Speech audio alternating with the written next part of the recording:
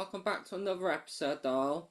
Once again, I'm going to be talking about the Department for Work and Pensions for personal independence payment and of how problematic it is on the application form and what problems arise because of it.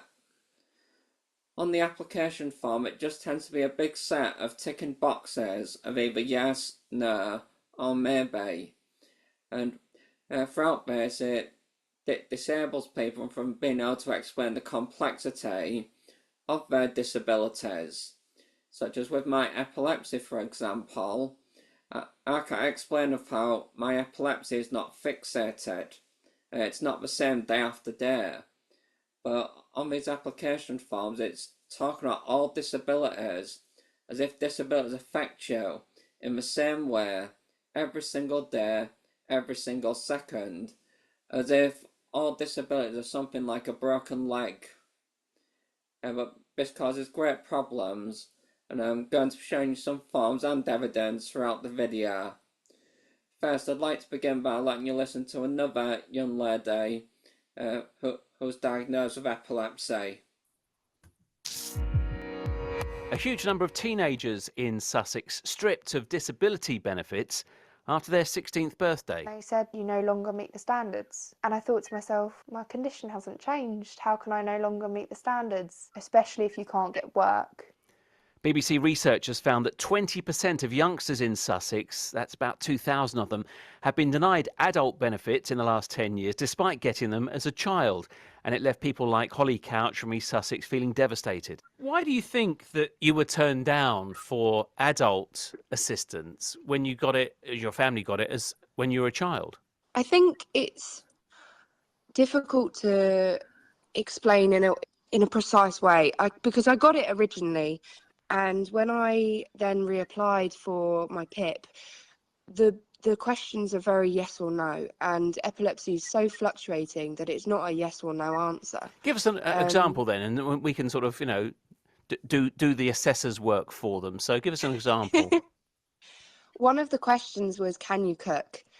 And the answer is yes, you can cook with epilepsy, and I'm very able to cook with epilepsy. However, because it's such a sudden thing that you can have a seizure, I don't often notice my prestictal signs. So I often report smelling burning toast or saying that I feel sick. But it's within seconds, maybe a minute if I'm lucky, that I'm then having a seizure. And if I'm carrying a knife, boiling water, I'm not only a danger to myself, but I'm a danger to the people around me.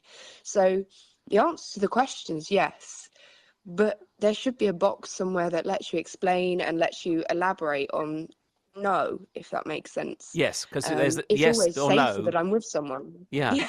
And then there's the maybes as well, and the times when that wouldn't be safe for you to do, but there's no other option. So what do you do? What do you tick, yes or no?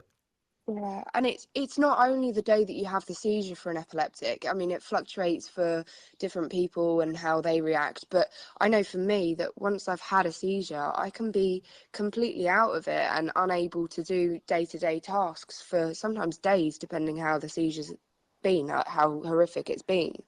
Which then leads me to, well, no, I can't after a seizure because I'm in bed sleeping as if I'm a dog, like Right. as if I've got so many hours of sleep, I just don't want to wake up. Your And body's so, exhausted. by its definition, personal independence payment, that's benefit for adults, is to enable you to live day to day when you're not at your best, as it were. And I think another one is that, are you able to travel by yourself? The answer is yes, but as long as I have the ability to access public transport and all of that. And I live in the middle of nowhere, if I'm honest, and I've got one bus an hour on a good day, and on a Sunday I've got one bus every 2 hours. And without PIP, the funding from the disability allowance, it's very difficult for me to fund myself getting taxis and getting where I need to go. And living very rurally means that getting to work, if I was able to get a job at the moment, is very difficult. It's really, really quite hard because with PIP, you then meet the allowance to get the disability person bus pass, the disability rail card. But until you've got the PIP, you're no longer eligible for it because you don't meet their standards either. So it's like a vicious circle. Yeah. What's your current situation? Have you appealed? Has it been sorted out yet? Or are you still going through that? So I appealed end of last year and they denied it. And then I got recommended to reapply. So I've had to reapply. I reapplied back in December or January, I think is when it went through. January is when it went through. And I'm still waiting. Okay. We got told 8 weeks and I'm still waiting on a decision. All right, Holly, all the best to you. Thanks for talking to us today. The Department for Work and Pensions says they'll bring forward proposals for reforming the health and disability benefit system so it provides children, young adults and their families the support they need in a way that's fair on the taxpayer and helps those who can work secure employment. They added that a disability living allowance as a child doesn't automatically qualify someone for similar benefits as an adult.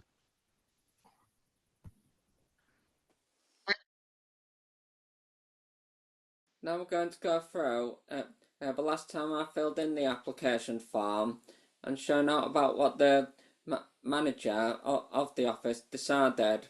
So first I'm going to read out his decision. I quote, "I looked at the information you provided and the health professional consultation report and changed the descriptors previously chosen based on the medical evidence received. I decided to award you PIP for a longer time. I reduced your PIP from the 25th of June 2025 as I would not expect you to know the information provided would affect your award.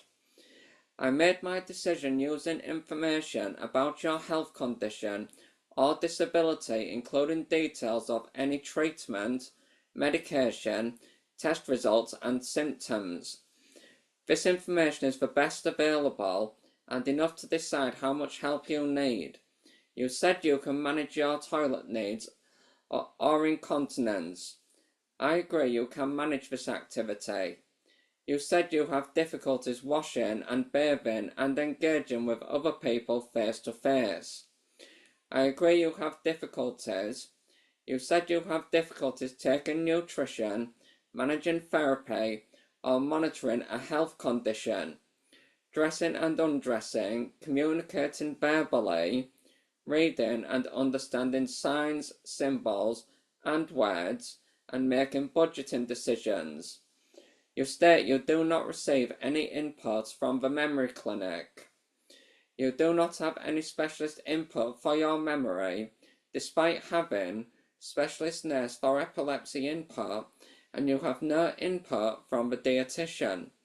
You do not have any speech and language therapist input, and although you report having obsessive interest, this is not considered when taking nutrition. You get our medications monthly. You can dress your whole body independently, and you take 5 minutes to dress where you do not need to rest afterwards.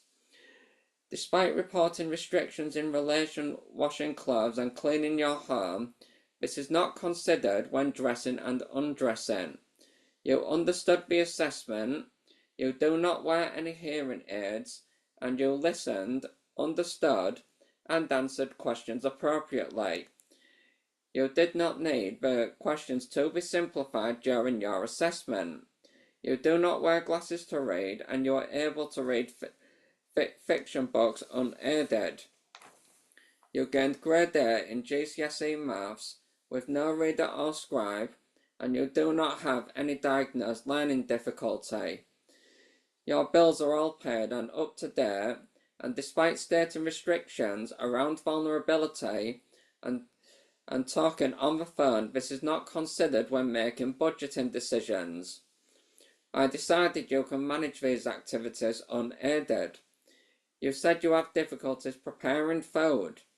Although you report you need supervision, you showed to have adequate concentration, memory, and good insight during your assessment. You provided a detailed condition history, and you can stand for longer periods. You are able to peel and chop vegetables, and you have not had any injuries when cooking, where you have had to go to hospital for treatment, which suggests the safety risk is low. I decided you cannot cook a simple meal for one person using a conventional cooker, but you can do so using a microwave. The information shows your health condition or disability causes you great difficulty planning and following journeys. This is consistent with your medical history, the available evidence and the information you provided about how your disability affects you. I have considered what your needs are on the majority of days. I cannot consider awarding you PIP for any help you need for anything not covered by the daily living or mobility activities. For more information about PIP, go to www.gov.uk/PIP. Yours sincerely, Office Manager. End of quote. Now, throughout there were quite a lot of problematic things which the manager mentioned. A couple of parts I'd like you to keep an eye on is one part of where he said about cooking. Just as the girl with epilepsy on the previous video showed, where it says the risk is low, concerning the risk of cooking because he hadn't had any injuries. Well, that's a bit nonsensical, because how am I going to injure myself if I don't cook? If I don't chop foods? And since I don't chop foods, how does he come to the conclusion, or what evidence does he have that I can chop foods without injuring myself? And nowhere in here does it allow me to explain the complexity of it. Another issue which I found is where it says about budgeting, and so on. I would actually think that if someone found it harder to budget, they should get fewer points. Because if someone struggles to budget, that means they're going to waste the money. So what does the DWP want to do? Giving money to people who are going to waste it, to people who don't know how to use their money. So if I was just someone wasteful and didn't pay my bills, apparently I'll get given more money for not paying my bills. So that part entirely doesn't make sense whatsoever. He went saying that, oh, I don't have memory problems, and he spoke about I not having any input from a memory clinic. This is going to illustrate further in the video of how these are actually frauds, of how they actually clearly are unqualified to be making such decisions. If we continue now and see the results, if you can see there tends to be a certain amount of points for certain activities. On the first part it says preparing food, scored out of 8. It says you cannot cook a simple meal using a conventional cooker, but you can do so using a microwave, and I get 2 points out of 8. So this guy clearly isn't very qualified about healthy eating, since he thinks that you can eat healthily sticking to the microwave only. I actually have my dad's assistance and my sister's assistance, and my dad and sister help me concerning preparing food. When it comes to eating and drinking, 0. I would actually agree with that one. I'd say that goes in line with what I told them. And when it says managing your treatments, score out of 8, it says I got none. Where it says you can either manage medication, therapy, or monitor your health condition unaided, or you do not need to. I've got to monitor my epilepsy, so the epilepsy specialist nurses know how many seizures I have, but how can I monitor a seizure when I'm unconscious? So I can't monitor epileptic seizures when I live here by myself. And I get no points for it. That sounds like it's really playing down my score. It says washing and bathing, scored out of 8. You need supervision or prompting from another person to wash or bathe, and it gives me 2 points. Yeah, I often need reminding due to my memory issues and about my autism, it gets me so distracted wanting to go doing other activities first. What the diagnostic criteria were called restricted and repetitive behaviours. The next one, managing your toilet needs, scored out of 8. You can manage your toilet needs or incontinence unaided, 0. I agree with that one. I would say that the office manager aligned with what I informed them. Dressing and undressing, scored out of 8. You can dress and undress unaided. Yes, I'd agree with him that it's 0, that one. But here's quite a strange one, I think. Communicating. You can express and understand verbal information unaided. 0. One of my diagnoses is autism, and the core things of the diagnostic criteria in section 8 is difficulty with social communication and social interaction. So someone on the autism spectrum, no communication difficulties. That's clearly wrong to give me no points whatsoever. When I communicate with strangers, people I don't know, such as online for example, I often find myself accused as a narcissist sometimes. Just my choice of words of how I choose to express myself. Sometimes people say I appear as a narcissist. Sometimes my friends have told me, oh, that sounds a bit aggressive. So sometimes my way of expressing myself comes out as aggressive, even though I don't intend to be aggressive. Narcissistic, I don't intend to be narcissistic or anything. At least my friends know I'm not. But, so even though they've read it that way as narcissism, but know that I don't actually mean that. So when it comes to communicating with strangers, no, I would say I do have some difficulties expressing myself in the way of what I hope people to read me as. So it didn't exactly go in line there. I found the next one where it says reading. You can read and understand basic and complex written information, either unaided or using glasses or contact lenses. 0. From what I informed them, that shouldn't be down at 0. So I informed that there's certain kinds of text, such as things which come in the mail, which I don't understand. I informed them. So it's a particular kind of language.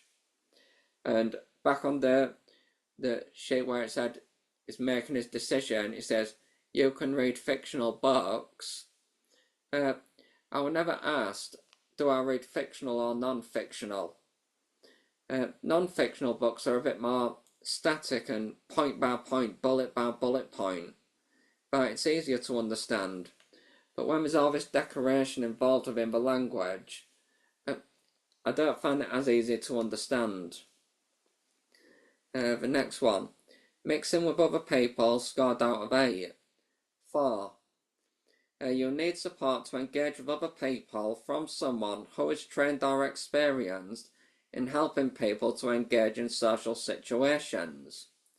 Well, if I need that, why weren't there any points on communication? So he's rather contradicting himself here, the manager, or from my suspicion, directly lying, actually. And where it says, making budgeting decisions, scored out of 6. You can manage complex budgeting decisions unaided. Then you get 0 points. So, if you can actually use the PIP wisely, use it for what it's actually for, rather than abuse it, you shouldn't get it. You should lose points. I actually think that if you know how to use the PIP wisely, such as use it for the things you've been given it for, I think you should get more points on that one, not fewer. So if you can actually use the money properly, that's a better reason to give it to someone. But if someone can't use the money properly, can't budget, can't make their budgeting decisions, but are just going to waste it on things like drugs or cigarettes, alcohol, just spoiling themselves rather than actually using it for what they need. I think they should be less likely to receive it, and it should actually be put into the hands of someone else who can make sure they use it properly. So it shouldn't be you get nothing. The next one says, your total score for the daily living part of PIP is 8 points. You have been awarded the standard rate from 25th of June 2025 to 18th of June 2029. And the next part, mobility. For the 2 mobility activities you scored, planning and following a journey scored out of 12. You cannot follow the route of a familiar journey without another person, an assistance dog, or an orientation aid. Actually, that's a lie. That's not what I told them. I told them that if I'm familiar with the journey, if I'm familiar with the route to get from one destination to another, I can do it myself. I can. But if it's a new route altogether, if it's a foreign place, yeah, I do need help. Such as, took a trip down to London not too long ago, just over a year ago, and it was my younger sister. My younger sister was directing us around London. It wasn't me guiding us. My sister was guiding us. I went to London the year before that as well, but I'm rather stuck. I didn't go around on a trip walking around London by myself. I didn't feel safe to. I felt anxious to. I felt like I'd get lost doing so. I'd forget my way back and everything. So if it's a new journey, a foreign place, I'll struggle, and that can increase the likelihood of having a seizure. So that's when I need someone with me. But if I'm familiar with the journey, no, I can do the journey myself. Such as sometimes I travel by taxi, sometimes by bus to locations. And the second part, moving around, scored out of 12, 0. You can stand and then move more than 200 metres, either aided or unaided. Close quote. Well, actually, once again, that's violating and downplaying my answers. Because there's days where, if I've had an epileptic seizure, something like in the morning, I can't go out. Because it can take me over a day to recover. But it's too dangerous to go out. But I've got to lay down, because after the seizure, each time I stand up, I get some aura feeling in my stomach, some kind of butterfly, a deja vu feeling, and some kind of wave going from the front of my brain, going right flowing to the back. This is what the doctors call an aura, or a simple focal seizure. But mine go from simple focal seizures, spread across the brain, and become what are called secondary generalized seizures, which have higher severity levels. And this ends in a quote, your total score for the mobility part of PIP is 12 points. You have been awarded the enhanced rate from 25th of June 2025 to 18th of June 2029.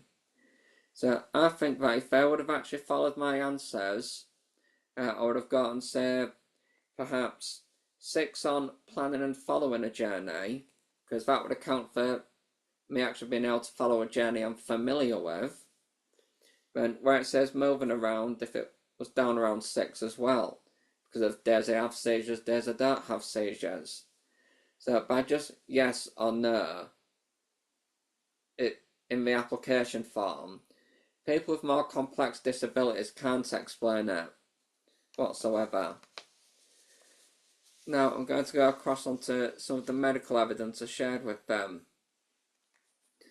This one from the neurology department, where I see the epilepsy specialist nurses.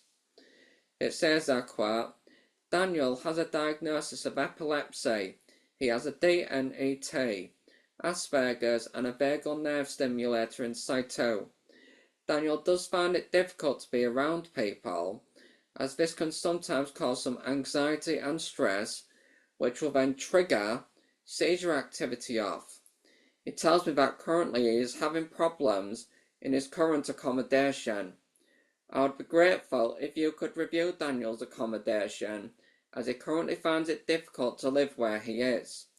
I have had a long discussion with Daniel around different situations with people living around him. He tells me that he does feel quite bullied where he is at the moment. He tells me that this then makes him very anxious and he is worried about recurrent seizure activity. If you require any further information, you can contact us via Daniel Moore. Yours sincerely, Epilepsy Specialist Nurse.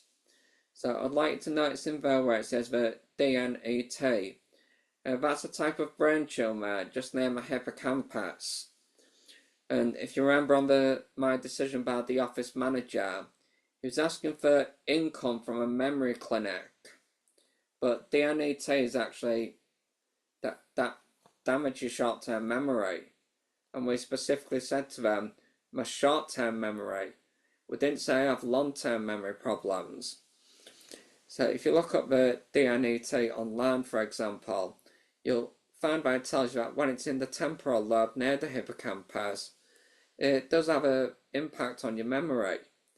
Now, since it's in the brain, since it's a brain tumour, do you think the neurology department will send someone with a brain tumour to a memory clinic for brain surgery to have a brain tumour taken out? Do you think that's what memory clinics do? But clearly the office manager thinks so. He thinks that a memory clinic can do something about a brain tumour. So that illustrates to me that office manager was not suitable to be making that decision about my memory, showing a great lack of qualification. And where it talks about anxiety and stress, the way my lifestyle is at the moment, I don't get into big situations that cause anxiety and stress at the minute. But say if I take this income from me and put me into stressful situations, that will increase my seizures and I'll have more. By, as it said on here, I quote, anxiety and stress which will then trigger seizure activity off. So it's not safe putting me in stressful and situations that cause me anxiety. Right, we'll move on to another piece of evidence now which I gave them from the neurology department again. I quote, this gentleman is a patient of mine in the epilepsy clinic. He has recently been seen at the Halmshire Hospital by Professor regarding his epilepsy. He was on the epilepsy surgery programme, and unfortunately this is not appropriate for him at this time. Daniel has frequent epileptic seizures. He also has quite a lot of subclinical activity, which means that his cognition is severely affected. He also has Asperger's syndrome, which makes it quite difficult for him to recognise social situations. His epilepsy and short-term memory loss affect him greatly. His seizures can also be exacerbated by stress and anxiety, and with his Asperger's, anxiety is a problem. I would therefore like you to take all this into consideration when considering his case, as I do think it is inappropriate to put him under huge amounts of stress while looking for a job. I have also suggested to them that they contact MenCap regarding support for him in social situations and a possible way of looking for work. Yours sincerely, Epilepsy Specialist Nurse. Right, so the office manager who made the decision, when saying that, oh, we have nothing from a memory clinic, but look, you've got the epilepsy specialist right there giving income, but I do have severe memory problems. and that, as I pointed out on the previous thing I read out, that it's because of a brain tumour. It's not because of the kind of things that memory clinics deal with. It's not deterioration of a memory, but it's the way how a brain tumour has affected it. And once again on here, you find that even this nurse, this is a different epilepsy specialist. So when I take the first thing which I read out, when talking about stress and anxiety again, that's the second one. So altogether, I would certainly say that since the office manager, since these people for the Department of Work and Pensions think that memory clinics deal with brain tumours, think that epilepsy is a fixated condition, are not even aware about seizure triggers, are not aware about a change of lifestyle, goes and changes how many seizures they have. They can't seem to understand that my seizures happen at random times, meaning that they are uncontrollable, my seizures. I mean, if I go out on a day, I could have one, such as, by doing so, it's put me in lots of danger, even when I have them here at home. If you watch on the screen here, you'll see so many of the injuries which I've had. Watch.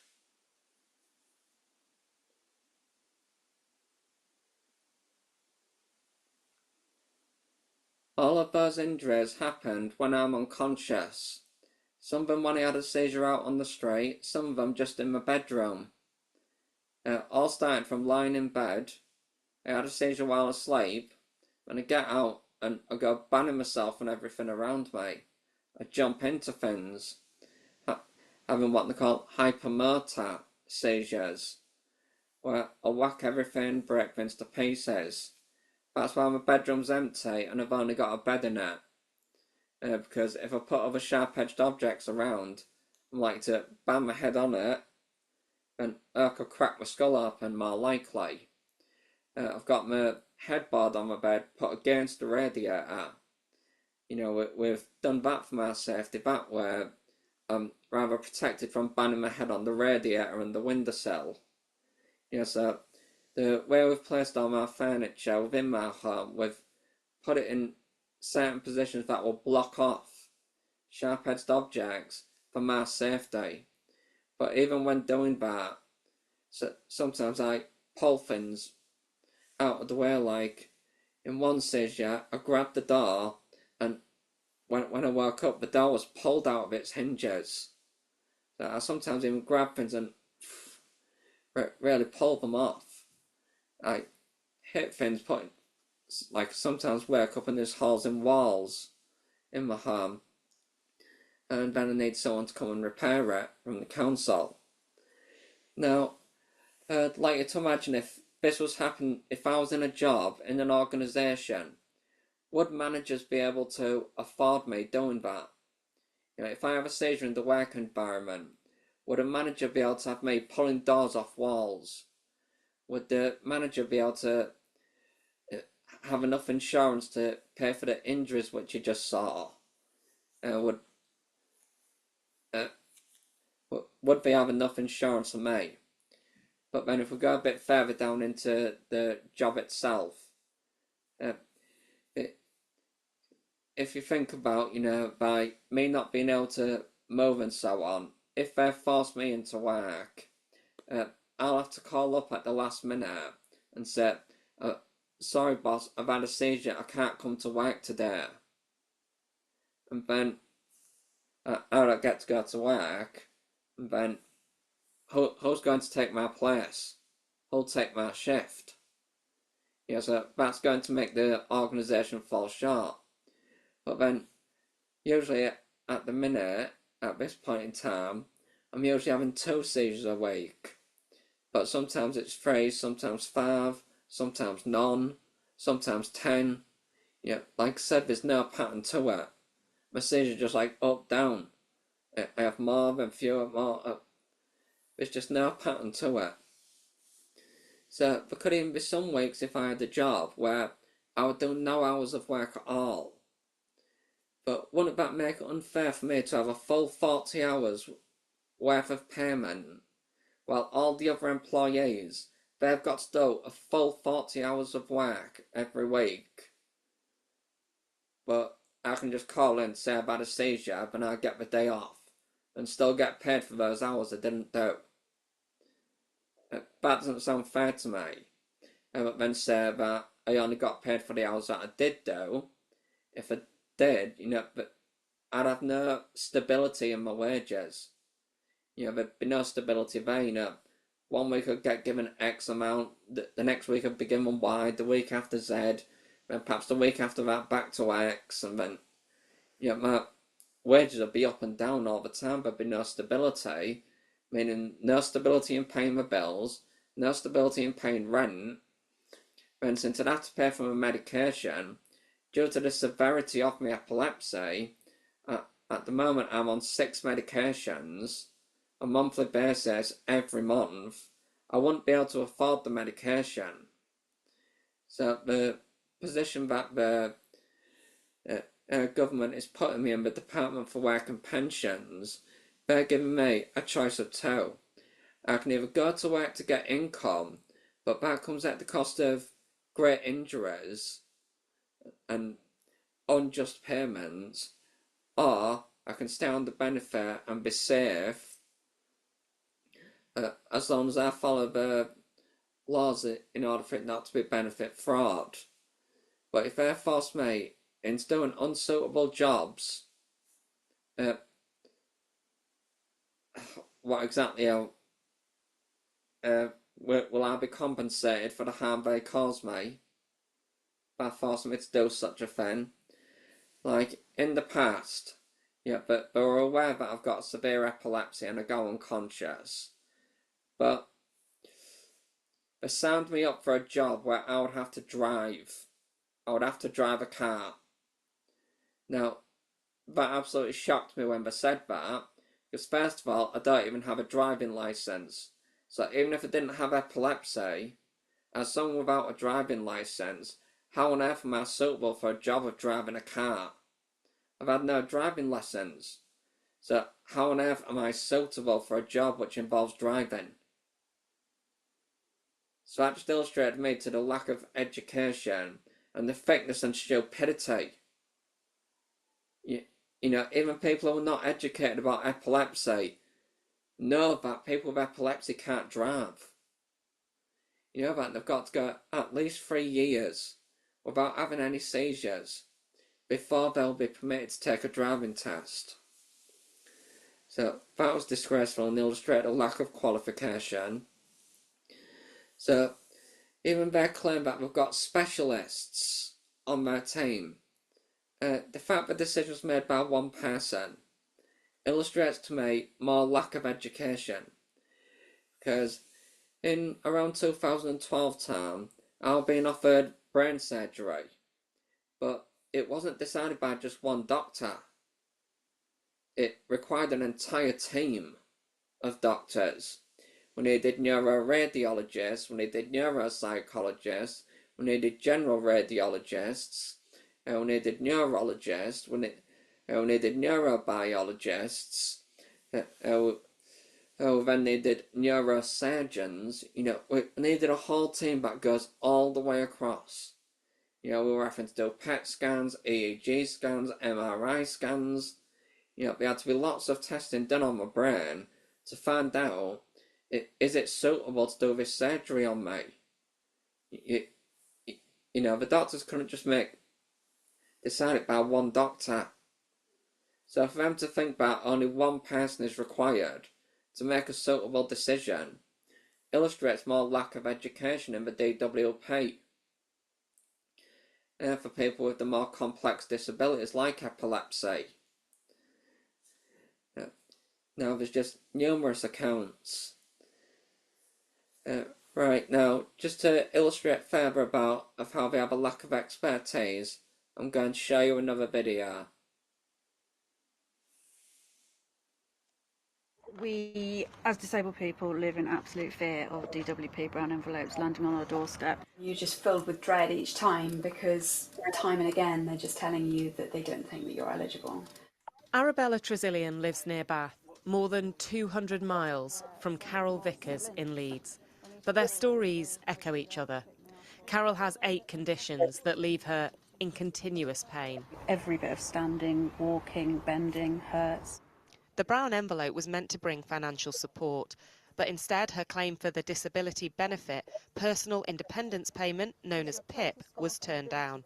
Bella, come here. She does qualify for this assistance dog, Bella, who can help empty the washing machine. Phone, find it. Where's phone? And fetch her phone.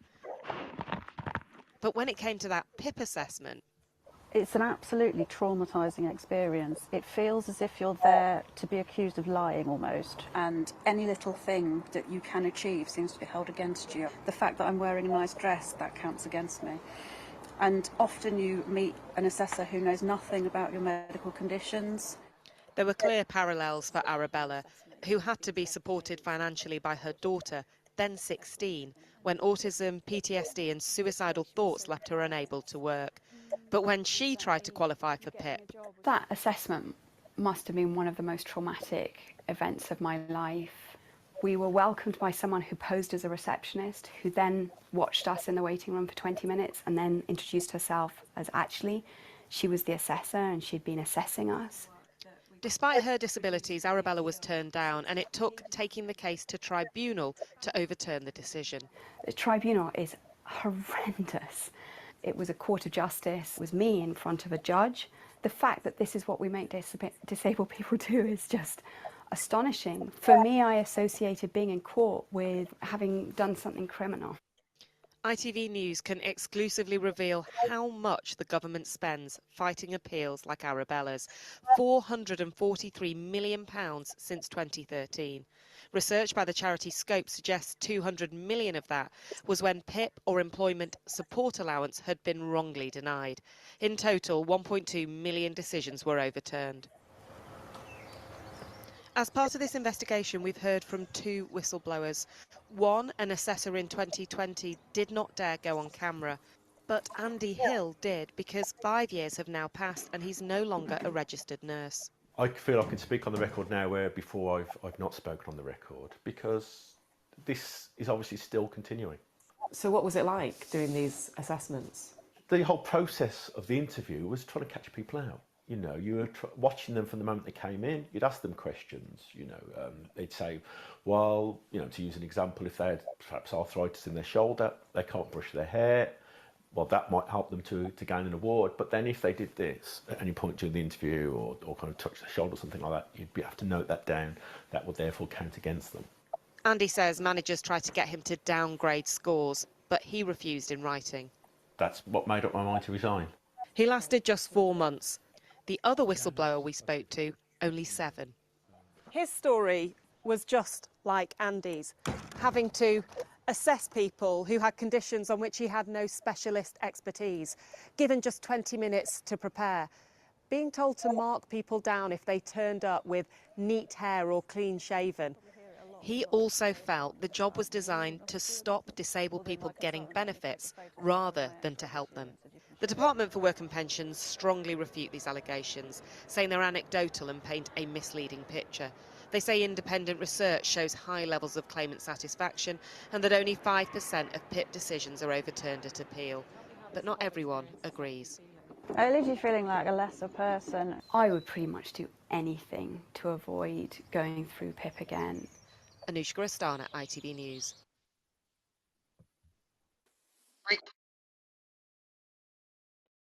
After that video, I would say where the Department for Work and Pensions said that these are allegations and anecdotal, I would actually say now that we've got whistleblowers who have actually worked for the DWP saying this, countless testimonials by disabled people themselves, so much of the evidence I've just shown which shows that they're lying and playing down on things. In a few years' time, when I have to reapply, I do suspect that they're going to try and reduce my income again, even though what the doctors, my dad and I are expecting, we're expecting that my seizures are going to get worse. You know, all of us, the doctors, we are expecting things to get worse over the years. We are. And even as my disabilities get worse, get more strong, we expect we're going to continue reducing it. We are. So, I actually strongly feel that next time I will have to go to court and make one of those, do the tribunal in a court. So, I would like to address those of you of the Department for Work and Pensions and give you a warning. As I've already mentioned, there's countless testimonials by disabled people, which yes, can be said as antidotes, but antidotes support evidence. You've got whistleblowers who have actually worked for you, and they're going and supporting what the disabled people are saying, so that's more witnesses with testimonials supporting the witnesses. Then, as I've just shown medical evidence, which I know is in your possession, which shows that you were lying on your decision making, the fact that you thought that memory clinics deal with brain tumours illustrates a great lack of qualification, while you're out there saying, oh, we've got specialists to do this. You wouldn't have written half the things you wrote if you had the decision of a specialist, a truthful one at least. So you've then got this evidence. When I come before a judge in court, I've still got every single piece of information I've provided you. Every sheet I've given you in the application forms from the past is still here. That's why the ones I gave you were photocopies. I've got 2 copies of every one. And now with the NHS app available, I've got every single one of my records on there as well. So even if these were confiscated from me, I've still got them on the NHS app altogether. Right, so that'll be evidence of my disabilities to show in court. I'll ask you questions about my disabilities, and we'll see, can you actually answer the questions, such as, what does DNET stand for? Where's the hippocampus? What does the temporal lobe do? What's the origin of my epileptic attacks? And I'll ask you so many questions which are actually fundamental, such as, what's a secondary generalised seizure? As that's a man. What's a tonic-clonic seizure? And we'll see if you can answer these questions. If you can't, it proves that you are not specialists.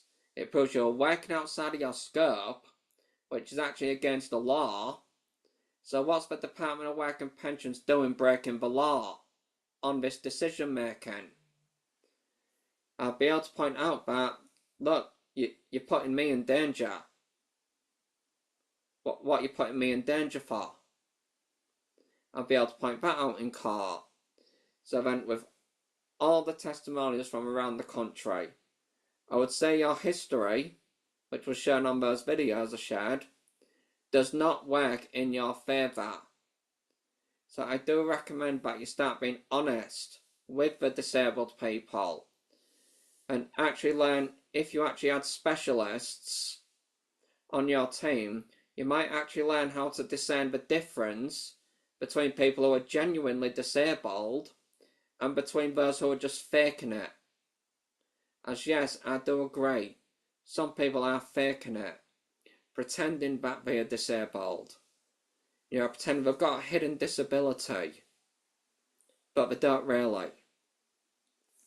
So I can agree with you on that point.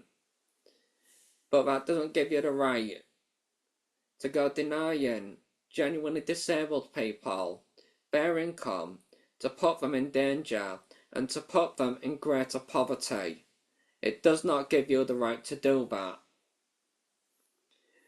So, I will accept your challenge next time I reapply if you try to reduce my income too far. So if you take it too far, don't think I'll be scared to come into court.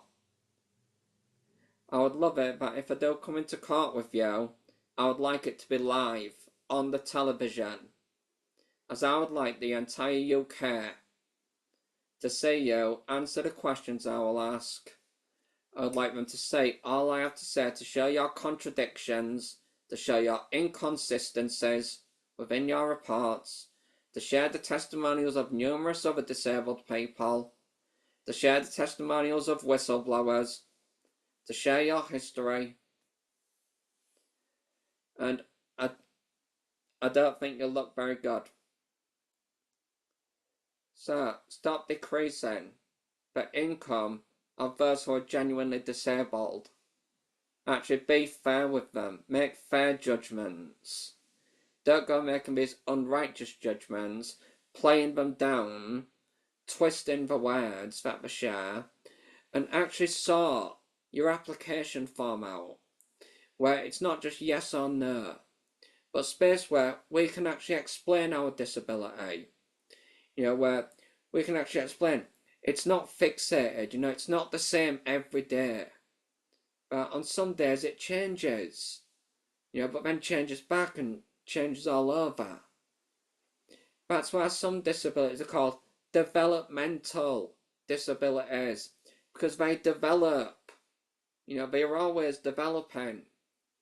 Such as autism, a lifelong developmental disability.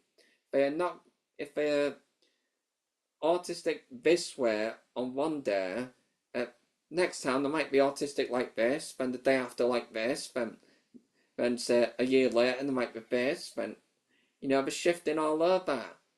People on the autism spectrum fluctuate all over it. It's not a linear line. People with epilepsy, they fluctuate of when do they have seizures, what triggers their seizures.